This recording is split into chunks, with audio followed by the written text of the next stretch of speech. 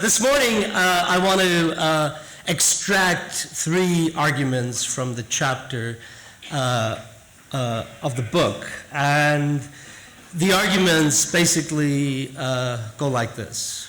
First, we need to get beyond a fixation on what I call an implementation mindset when it comes to leading and managing teaching and learning.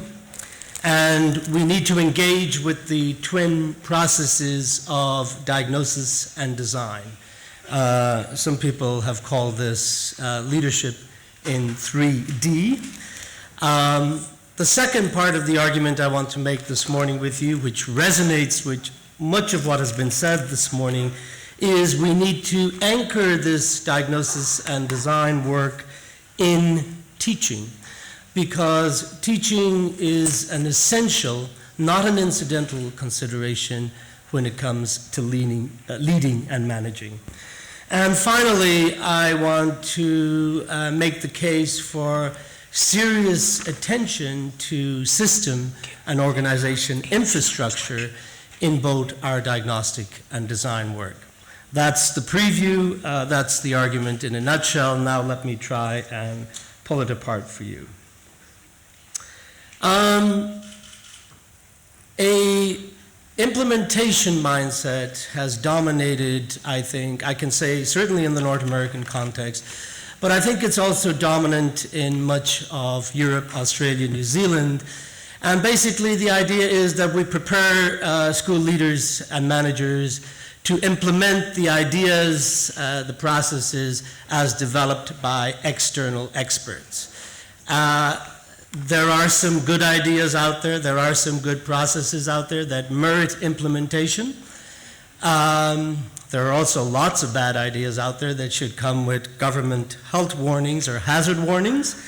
But an implementation mindset on its own is limited because, as any of you who have worked in schools know, it will not get us where we need to be.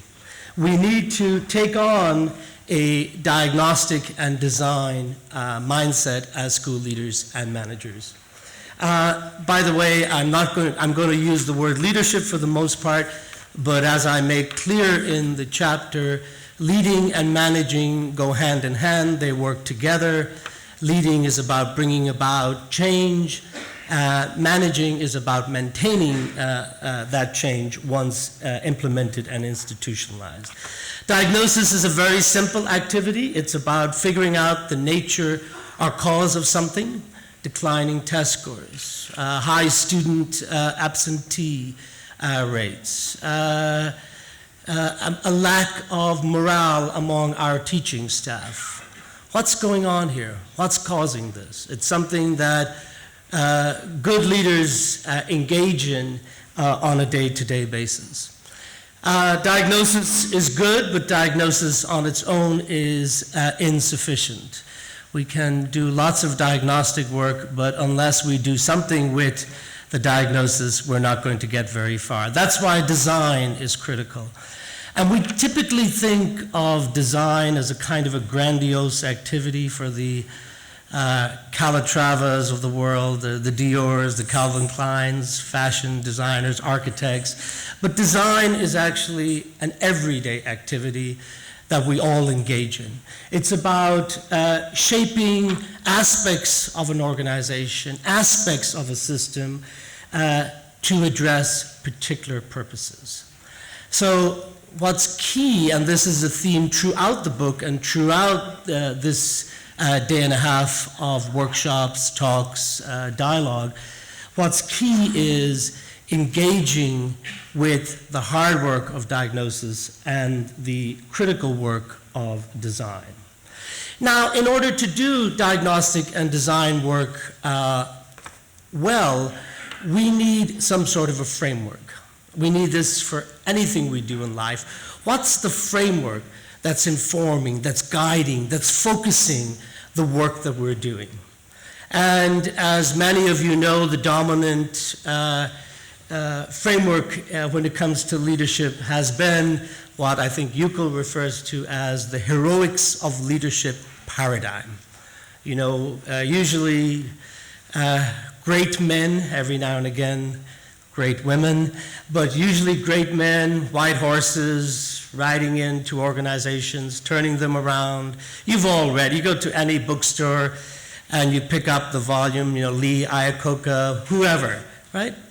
That's the dominant, especially in Western society, that's the dominant view of leadership, focused on these great men, great women theories.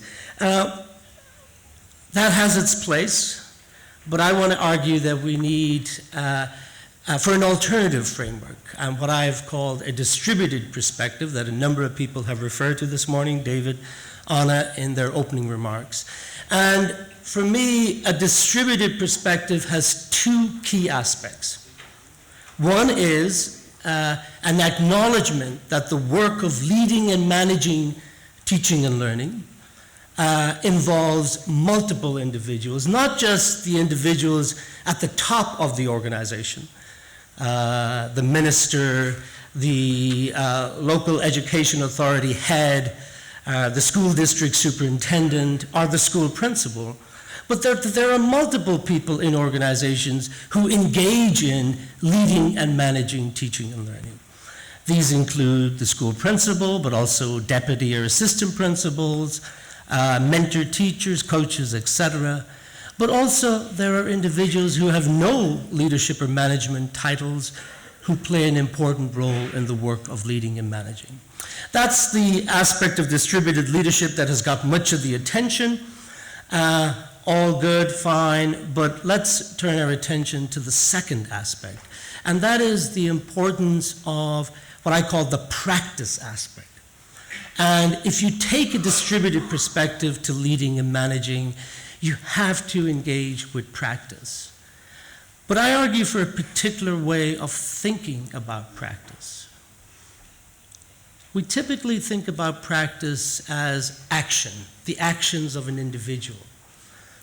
And we equate leading with the actions of the leader.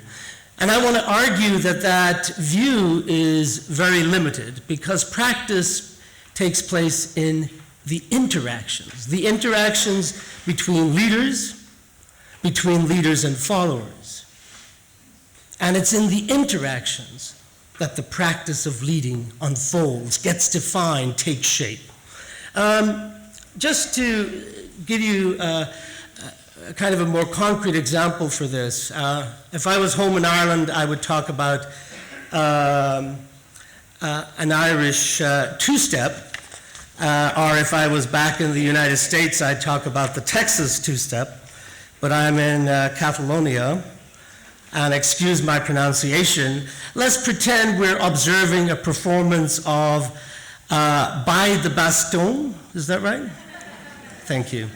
Which is a dance. It's a Catalan dance. It involves two or more people performing the dance. Now, if we wanted to describe, to analyze, to evaluate the performance of this dance, it is insufficient to describe, to document the behavior, the actions of any one person in the performance. It does not capture the dance. The dance, the performance, the practice is in the in-between. It's in the interacts. And getting to interactions in order to understand the practice of leading, teaching, and learning is critical. To complicate matters just a tad, we do not interact in a vacuum in this world. Our interactions with one another are fundamentally shaped, are fundamentally focused by things that we take for granted in our situation. The organizational routines that structure our day-to-day interactions with one another, the protocols, the rubrics, the language that we use in order to interact about the work we do. Situation matters, yet for the most part, it does not figure prominently in our efforts to understand leading, teaching, and learning. Let me give you a very quick example. In the good old days, I love to read. I especially like mysteries. Ian Rankin is one of my favorite authors. writes wonderful mysteries about Edinburgh. In the good old days, when I would go to buy a book, I would go to my local bookstore, I'd go up to the third floor into the mystery section, and I'd see if Ian Rankin had read anything new. And then usually he had not, or I read too fast, and I would just wander around and find something. Today, the practice of buying a book has changed fundamentally for me. Right? I open my iPad, I go to amazon.com. Before I can even type in Ian Rankin's name, I'm bombarded with recommendations. It says, James, you should read. Here are our choices for you. If I type in Ian Rankin's name and there's nothing new, what happens? It says people who bought Ian Rankin's last book also bought these books. Perhaps you should. So my point is simple. It's because of the internet, a change in the situation. The everyday practice of book buying has changed. And this has happened for lots of everyday practices, from checking in for a flight, buying a flight, finding a hotel room. Situation is fundamental and a critical part of understanding the practice of leading, teaching and learning from a distributed perspective. So a distributed perspective is both a diagnostic framework that draws attention to particular aspects of the work of leading and managing, and a design framework that guides, that generates principles, design principles, that David talked about earlier this morning, for how we might go about the work of leading, teaching, and learning. Let me turn to the second part of my argument, which is that we need to anchor diagnostic and design work in teaching and learning. This is a key part of this wonderful volume, now launched. I'm happy that I'm part of such a wonderful group of people. But what does it really mean to anchor, to think seriously about teaching and learning when it comes to leadership? Yes, indeed, we need to think about what's the relationship. Somebody mentioned Clive's work this morning about backward mapping from students' opportunities to learn, to teaching, what gets taught, how it gets taught, and backward mapping further to leading and managing practice at the school, school district, state, but also in the extra system. But teaching is a very complex activity, as anybody who's worked in the classroom will tell you. And I argue in the chapter that if we want to take seriously teaching and learning in our work on leadership, we need to really think about at least three aspects of the work. I'm not going to go into the first. In other words, please buy the book and read the chapter. But I want to talk about the second two. First of all, teaching is a social practice. We typically think of teaching as what the teacher does. We equate teaching with the actions of the teacher.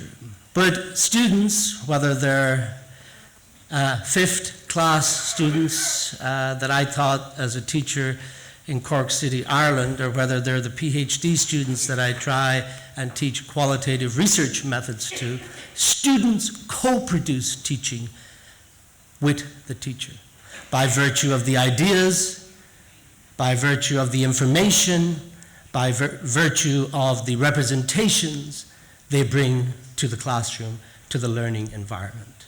And this is really critical. Furthermore, teaching is co-produced between the teacher and students, not in isolation, but around particular material, both subject matter, mathematics, science, language, and physical materials like books and curriculum materials. This thinking about teaching in this way as a social activity complicates the ways in which we might consider how leading, teaching and learning, or the practice of leading, might connect with the practice of teaching.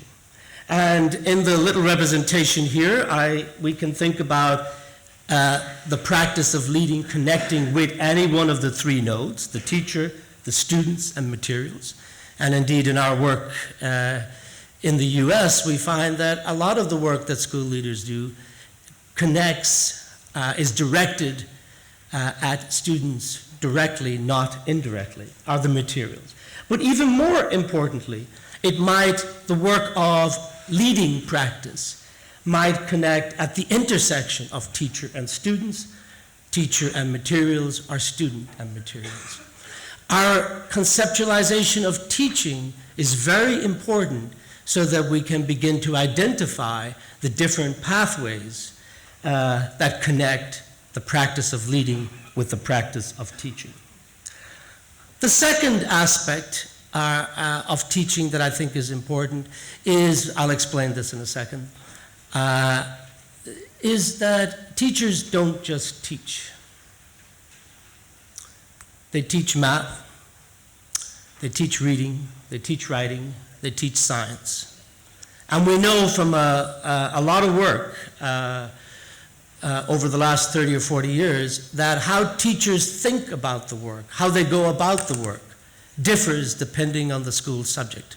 Work by Stephen Ball in the UK, but also several scholars in the US. This is true for high school or secondary teachers, but it's also true for elementary teachers. That how a fifth grade teacher thinks about teaching reading and writing differs quite distinctly from how they think about teaching mathematics. And if that is roughly true, then it follows that the work of leading and managing teaching and learning, that the subject matters. That we have to think seriously about the challenges of leading and managing teaching and learning in reading and writing versus mathematics versus science, and that goes for primary schools as well as for high schools. By way of illustration, just so that you don't think I'm making this up, a little bit of data. This is a school. It's called Kingsley School. It's in Nebraska. This is the advice and information interactions between all teachers in that school. You can forget about the details. Look at the big picture. This is for English language arts. We look at advice and information interactions. Note the focus on interactions, because we see advice and information as the building blocks of knowledge. Advice and information are critical inputs in the development of new knowledge, new ways of thinking, critical for innovation. And by the way, a lot of the presentations over the next couple of days are going to focus on networks. Linda and Judy, I think Clive is looking at networks. John has a session that's going to address networks. Let us take a look at mathematics for the same teachers, same school. What you notice right away is that the number of interactions decreases dramatically. These are the same teachers. Teachers teach both subjects. And just to hit home the point, let's take a look at science. If we want to take teaching and learning seriously in the work of leadership, we have to think systematically about how the subject matter influences the work of leading practice. Just to give you an overall picture for the school district, this is every school in the district. Literacy on one side, math on the other side. You see the pattern both within schools and between schools, so going from the organization to the system. Across these 14 elementary schools, primary schools, holds decrease in math and science, even fewer interactions. So to summarize this third point, when we lead, we always lead something. Leadership always has an object and a subject, and the object and subject are critical considerations.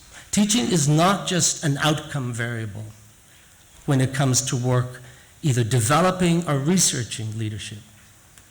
It's also a powerful explanatory variable. It can help us explain why things look the way they do. the subject matters.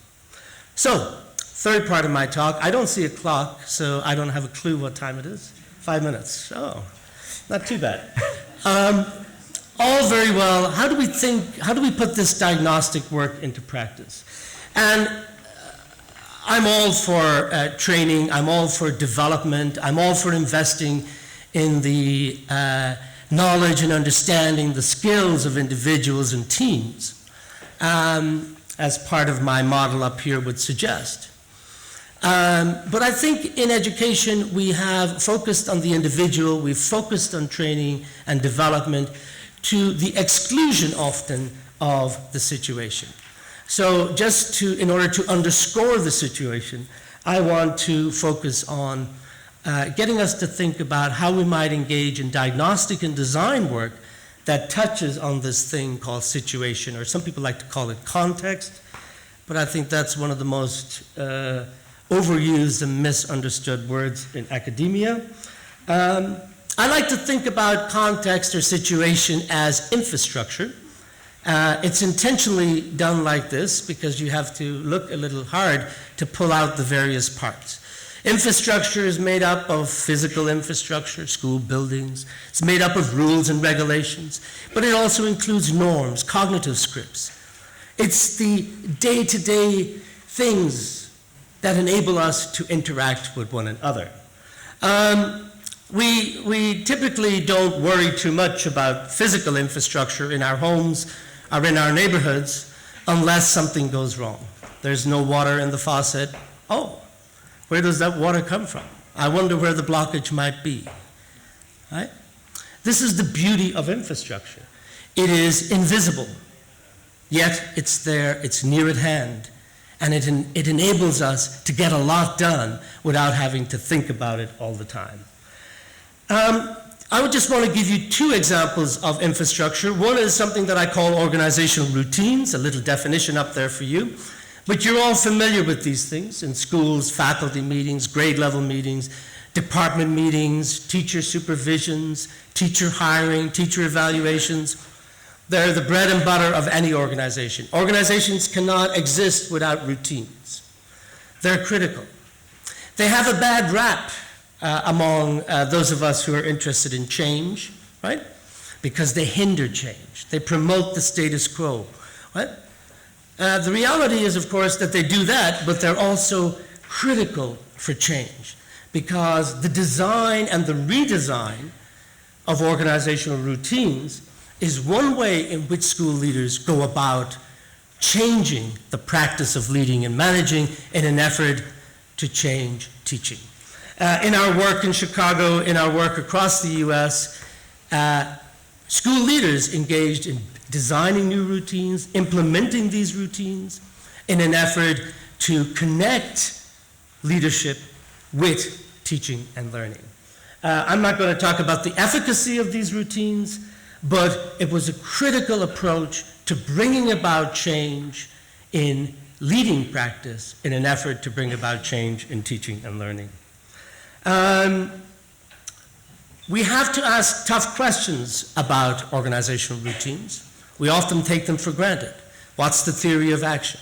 Why should this routine work to improve teaching and learning? Why might it not work? And the bottom line, how is this routine connecting with, anchored in teaching and learning? Let me turn my attention a little bit to one other aspect of the formal infrastructure of the organization. And I'm focusing on schools now, but I very much want to underscore, as I do in the chapter, that I'm doing that because I can only hold one thing in my head at once. I'm not one of these big thinkers that can be all over the place. We have to think, we can apply the same arguments at different levels of the system, the local authority, the school district, the state, and even more importantly, we should think about the intra and inter connections across these levels. Another way in which we can think about changing the infrastructure is by the introduction of new formal positions in the organization. Here I'm talking about infrastructure, not the individual, him or herself. This is an example from one of our school districts where the school district introduced new coaches for mathematics. Here is before the introduction of the coach. Here is what happens with the introduction of math coach. This is a primary school. You see a dramatic increase in the interactions about mathematics instruction, mostly but not entirely around the coach. And you see that this is sustained across time. In other words, a transformation of the infrastructure can indeed transform the practice of leading and managing teaching. This is a pattern, by the way, that holds. I'm not going to go into the statistics for you, but this is a pattern that holds across the schools, not only for coaches, but also for the introduction of mathematics teacher leaders in this school district. And it holds for the increase in the brokering of information and advice among teachers within schools. So we need to think about infrastructure. We need to think about serious diagnostic work around and on infrastructure. And we need to think about how can we design and redesign this infrastructure in order to change the everyday practice of leading, teaching, and learning. It's not easy, because as I said a little while ago, this infrastructure is pretty much invisible. It's only when it breaks down we begin to notice it. Therefore, it's invisible, yet it's right there, near at hand, allowing things to happen. Only the French would, this is the Pompidou's in Paris, one of my favorite places to hang out, second only to Barcelona. And of course, the Pompidou has the infrastructure outside. But for the most part, we bury infrastructure. We hide it. And again, of course, not just the physical infrastructure, but also the social, the normative, the cognitive infrastructure. To summarize, putting diagnostic and design work central in our efforts to improve leading and managing teaching and learning is critical. Yes, being good implementers will get us so far, but it will not get us to the sort of learning for the 21st century that's described, discussed, teased out in this volume that we just launched. In order to do diagnostic and design work well, we need some sort of framework. And anybody that tells you they don't have a framework, they're a blank slate. They may not know it, but they're lying to you. We all have frameworks. They're often tacit. It's important, especially if we're working as a team, to make that framework explicit.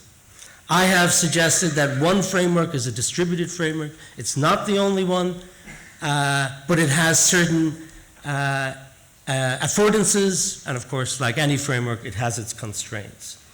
A distributed framework, one of the key affordances, in my opinion, is that it draws attention to, it forces us to take seriously the everyday practice of leading and managing, and practice as a matter of interactions, not just actions.